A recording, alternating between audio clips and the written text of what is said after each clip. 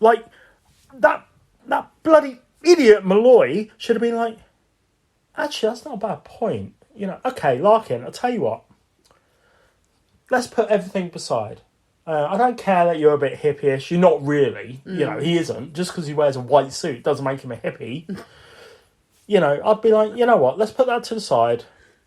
I think you're onto something there, mate. I can understand why you're so young, but in the position that you're in. Mm-hmm. You know? Just be a bit more professional, Malloy. Mm-hmm. Well, For God's sake, you don't have to be such a jerk the entire time. Matt, calm down. I can't. This angers me. Every single thing that Malloy says is seriously unprofessional. Is it also because his facial features are too small for his head? What? Nothing. Is that what you... That's why you were giggling. Yes. You were like, he's got a small face. Yeah. No, but it does happen in many, many action films, or for any film where the, various law enforcement agencies are involved. None of them work together. None of them communicate. I have no idea if that's true to real life, but it's very frustrating. It is, especially in this film. Malloy, just jerk. Yeah. Nice car, though. Yeah, but even that car isn't that expensive to buy. All right. You know that?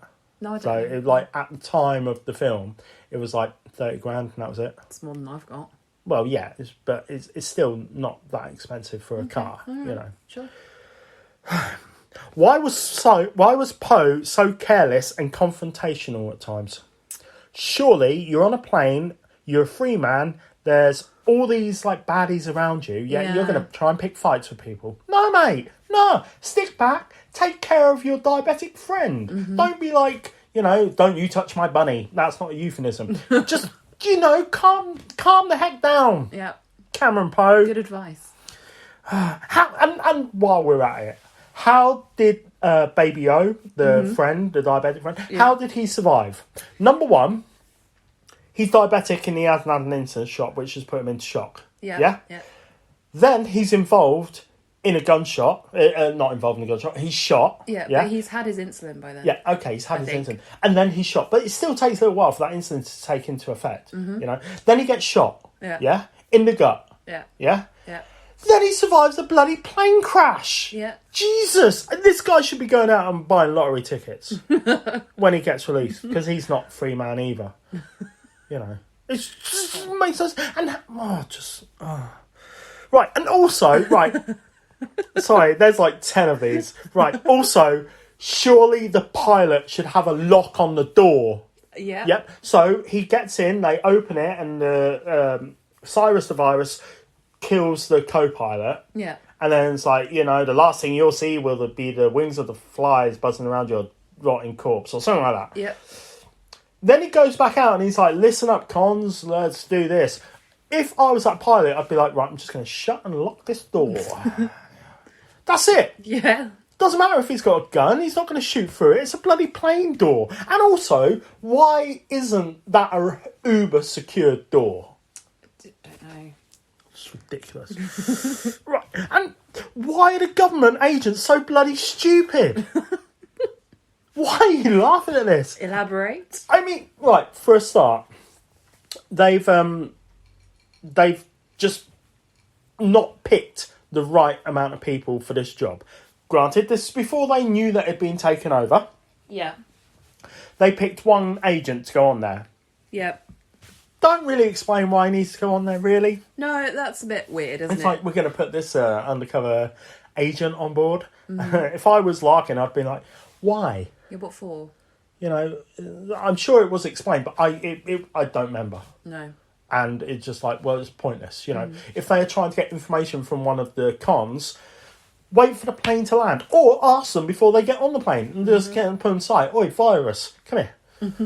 What did you mean when you interrogate them? That's what these agents are supposed to do. They don't bloody wait until somebody could be put at risk in a bloody airplane, 30,000 feet in the air. It's a bit unnecessary. Yeah. And why did Malloy give him a gun?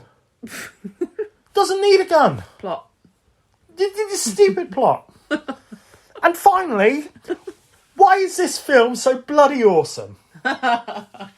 This film is stupid. There are stupid things happening in it, but I absolutely love this film. Good. That really came across in the preceding rant. No, in all seriousness, because I think this is the there's in film fans there's a Nicolas Cage holy trilogy, Right. and that's Face Off, The Rock, and Con Air. Okay, Face Off is amazing. It is truly. It's I haven't seen that for a long time. Oh, it's one of the best action films that's ever been made.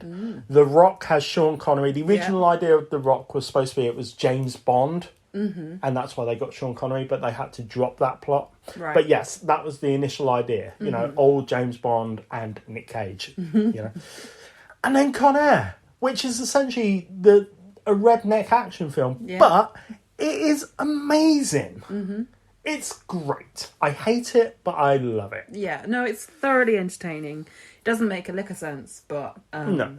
And the cast, like you said, the cast are fantastic. Especially Ed Norton. Ed Norton is fantastic. Oh, brilliant. Love him in that. So you've got Nicolas Cage as Cameron Poe, John Malkovich as Cyrus the Virus, who is a really good villain, but also crap. Why crap? Because he's called Cyrus the Virus. He's supposed to be like really dangerous and everything. And he doesn't really come across as that dangerous, really. Well, you know, but then they also have Steve Buscemi, who is... Garland Green. Yeah. And who's only in like half the film and doesn't do much, but he's an interesting character. He's a very interesting character, really, I'll really have good. more on him later. But yeah, he was... But I think maybe that's the point they're trying to make, is that just by looking at someone doesn't, you know... So the way, don't judge a book by its cover, that's the phrase I'm looking for. There were a lot of I'm going to say indie darlings, but I don't mean it like that. What I mean is like so like a lot of people who appeared in Quentin Tarantino films. Yeah. You've got like Spike Lee actors, not Spike Lee, Spike Lee actors, and what's his name? The guy who did being John Malkovich. That's Spike Jonze. That's what I originally was going to say, but Spike Lee works as well. So you had like John Cusack and John Malkovich were in being John Malkovich. You have Dave Chappelle, who wasn't like a mainstream comedian, really. Not a household name. Well, he was a household name, but that was purely down to the Dave Chappelle show. But he wasn't. He was on Saturday Night Live, but only as a presenter. He wasn't a writer. He wasn't one of these people who came through in Wayne's World. Yeah. You know, he was very much a...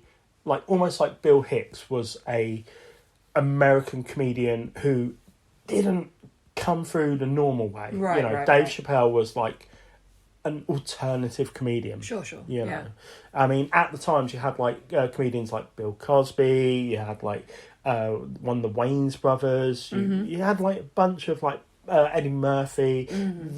Those sort of black comedians, but there weren't any alternative black comedians. Sure. And Dave Chappelle is the alternative black comedian, and he is one of the funniest men ever. Yeah, I brilliant. love Dave Chappelle. Then you have like Danny Trejo. You know, he was in Desperado. He was in Heat. He wasn't like a big name, but here he is playing Johnny 23. Although he should have been Johnny 600. Yeah, which is a better name, by the way. I agree. It really is. Johnny 600. That is a badass name. Bad person, but that's a good name. Yeah. You know, anyway. But yeah, you have a lot of indie darlings, a lot of like, not cult, but I can't think of any other way. Yeah, indie darlings. Yeah, definitely. You know, you had Ving Rhames coming off Pulp Fiction. You know, it's just a great cast. Just good actors that are slightly in the kind of more independent scene of things, not big Hollywood names, but still, well, some of them are now, but before, people that you know and like, definitely. Yeah. Do you have a favourite scene? Yeah, I have two. Okay. And they're not favourite scenes for a good reason. Okay. They're favourite scenes because they made me wet my pants laughing. Is that because you were on so much cocaine? That's because I just I was having a funny evening. Yeah, sure. Go on then. What's your favourite scene? So, and this was a good scene anyway. So it's when Cameron Poe is fighting Billy Bedlam in the cargo hold of the plane. I already know why you like this. Okay, go on. You made me rewind it about 3 or 4 times. Because there's one point where Cameron has Billy on top of him, and then he sort of thrusts backwards using his butt as a weapon. That made me laugh a lot. It's a good effect. Mm-hmm. Oh yeah, it was effective, and it's a good fight as well in a very confined space, yeah. you know. So yeah, also has a good line in it. Not my favourite line, but it's "Put the bunny back in the box." In not that voice. And my other favourite scene is when the car is attached to the back of the plane. Yeah. Okay. And all I could think when that was happening was, "Oh, you pretty titty bang bang, chitty chitty bang bang, we love you." Are you sure you're not on cocaine? Definitely not. Just all these things are weighing up. Just high on life, Matt. So those are my favourite scenes because I, Had found the them. giggles. They really tickled me. Okay. I didn't have many favourite scenes. Oh. I couldn't think of one that's so specific. Yeah. Unlike me. So, but I will say the introduction of the cons, Mm-hmm. this is like Billy Bedlam, who was going to be a criminal with that name. Of course. It's almost a super villain name. Yeah. Then he's introducing Diamond Dog by Ving Rhames. Then he introduces John Malkovich. Mm-hmm. I sound like a title of film. As Cyrus the Virus. Now, also, this brings me back to another question. Mm-hmm. You know the bit where they land, they've already taken over the plane, they land, Yeah. and the officers are around them, Yeah. and it's nothing but spitters and shitters, Mm-hmm. If any agent didn't recognise this mastermind villain that is called Cyrus the Virus, then get out of the agency. I mean, he was wearing a hood. No, you still recognise him. Would you? Yeah. Okay. I mean, Sure. you could show me a picture of any Batman, I'll tell you which actor's underneath it, because That's it's true. obvious. Yeah. But yeah, that scene, and also any scene with Dave Chappelle. Just because I love Dave Chappelle. I recommend every Netflix special he ever does. I mean, get on Netflix because there's a whole feast of excellent he is badass. content on there from Dave Chappelle. Well, funnily enough, my favourite line is one of his. Okay. He's not in it for very long, bless him. No. But it's when it's the same scene when they're kind of boarding the plane, and one of the guards says, "It smells like someone shit in your mouth," and Pinball, his character, says, "He told me he loved me." I'll be honest, I found it hard to find a favourite line, not because there weren't many, but because there were too many, because there are some really good one-liners in this corkers. film. Yeah. What's yours? Mine it's kind of obvious, and it comes from the brilliant Cyrus the Virus, whose last name is actually Grissom, I might add. Cyrus Grissom.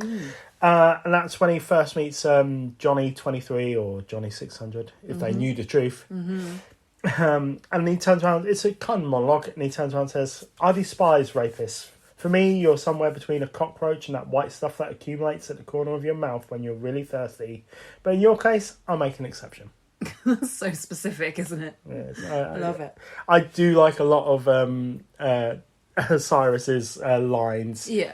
He threats very well. Yes, makes good threats. Yeah. Definitely. Right, so, do we like this film?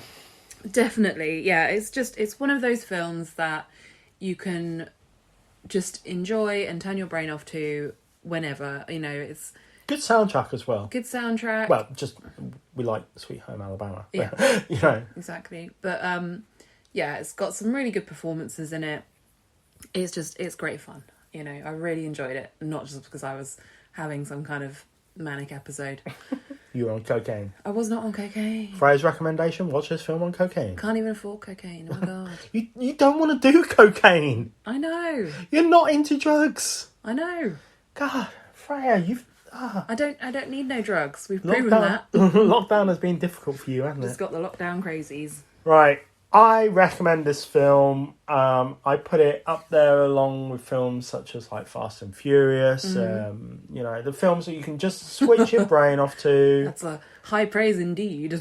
Well, yeah. I mean, you just want to switch your brain off and watch a bit of action. For sure. Put this on. You want some explosions and a little